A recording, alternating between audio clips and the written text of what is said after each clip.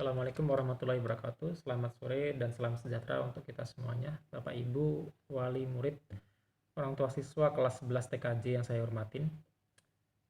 Izinkan saya memperkenalkan diri. Nama saya Darus Setiawan, guru mata pelajaran IoT Internet of Things, atau dalam bahasa Indonesia Internet untuk segalanya. Saya membuat video vlogs ini untuk sebagai proses pelaporan saya terkait pembelajaran mata pelajaran IoT Internet of Things selama setahun ke belakang atau minimal 3 bulan ke belakang. Ya, langsung saja. Pembelajaran Internet of Things di SMK Telkom berada pada kelas 2. Terdiri dari 4 fase. Fase pertama yaitu 3 bulan di awal, Juli, Agustus, September, kita perbanyak materi dan praktek. Fase kedua yaitu September, Oktober, November, Desember, kita ada fase untuk praktek dan pembuatan alat atau proyek smart device atau peralatan IoT.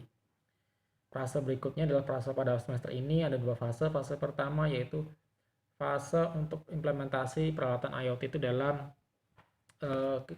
lingkungan sehari-hari, misalkan dalam kelas atau dalam ruangan atau dalam pertanian atau agrobisnis.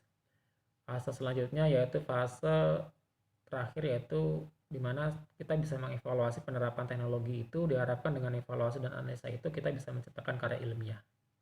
Langsung saja Bapak Ibu saya presentasikan detailnya tentang fase-fase tadi.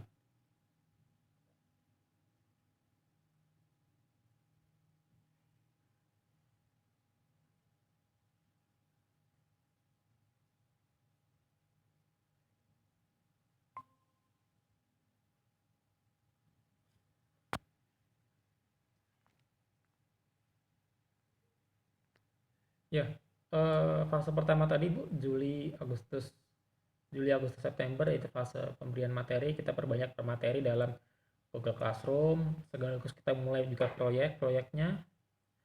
Fase kedua kita sudah mulai tentang pembuatan alat atau proyek smart device atau peralatan cerdas tadi, yang kita sudah dokumentasikan dalam Instagram kami. Banyak hal gitu ya, misalkan di sini ada menyiram tanaman secara otomatis, terus menyalakan lampu dengan aplikasi Android, menyalakan lampu dengan suara, ada otomatis fan, kipas angin otomatis, terus ada namanya dispenser otomatis, ada tempat sampah otomatis juga. Ini peralatan-peralatan yang kita bisa buat secara dengan kehidupan sehari-hari. Dan yaitu semester kemarin. Semester ini kita lanjut pada penerapan teknologi IoT dalam kehidupan sehari-hari. Kita berkunjung pada taman agroponik, di mana kita bisa melihat penerapan IoT di taman agroponik tadi. Ini kita berkunjung pada taman agroponik di TELU, Telkom Kampus Telkom University, di mana kita mengunjungi penerapan implementasi ini di dunia bisnis agrowisata tadi.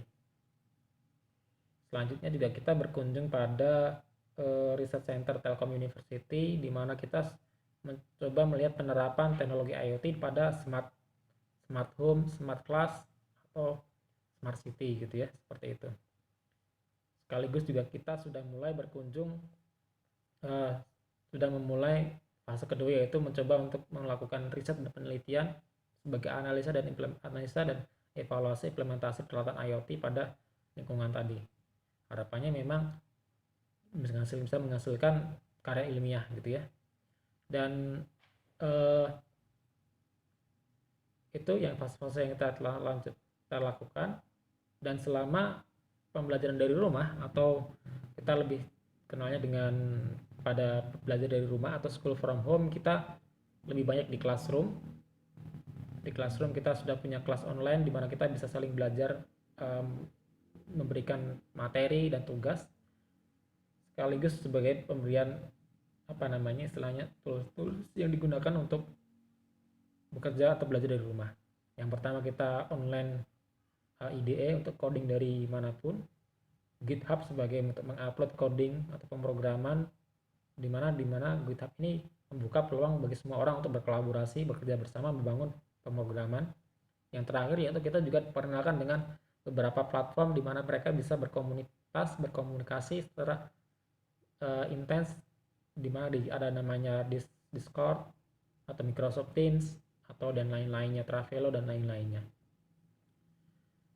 Ini kita kenalkan juga kepada putra-putri Bapak Ibu. Harapannya memang apa yang telah kita berikan selama 3 bulan ini menjadi bekal putra-putri Bapak Ibu untuk nanti selama mungkin minimal selama 3 bulan ke depan, setelah kelas 3 bulan ke depan selama kelas 12 untuk PKL. Harapannya PKL ini kita bisa melakukan secara online atau PKL dari rumah, atau kalaupun enggak lah seperti layaknya WFH bekerja dari rumah, maka PKL dari rumah ini harapannya siswa putra putri kita bisa melakukan pekerjaan dari rumah, walaupun pekerjaan itu ada di kantor, tetap masih kita bisa lakukan remote atau secara online gitu, dengan tools-tools yang telah kita sampaikan di pembelajaran tadi.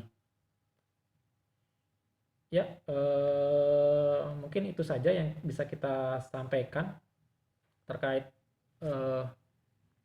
pembelajaran yang kita telah berikan pada setahun belakang, di mana ketika di sekolah kita telah berikan fase-fase pembelajaran yang runut, mulai dari teori, praktek, proyek, implementasi sampai evaluasi atau analisis untuk tugas karya ilmiah.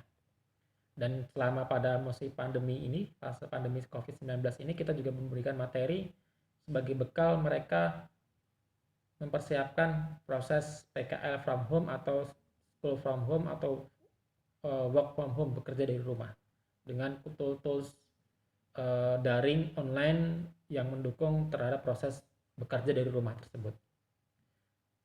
Kita tetap berdoa supaya putra-putri Bapak Ibu senantiasa dalam keadaan baik dan fit dan terbuka untuk belajar dan bermanfaat untuk sekitar gitu ya. Tetap semangat untuk belajar, bekerja, bermanfaat, berkontribusi pada lingkungan sekitar masing-masing. Dan juga kita mohon doanya supaya kami SMK Telkom dan Yayasan tetap istiqomah dalam memberikan service excellent, memberikan pembelajaran yang baik, memberikan potensi yang cukup bekal bagi putra-putri Bapak Ibu untuk masa depannya. Demikian dari kami. Jika ada kurangnya salahnya dari saya pribadi, jika ada lebih dari Allah Subhanahu wa taala.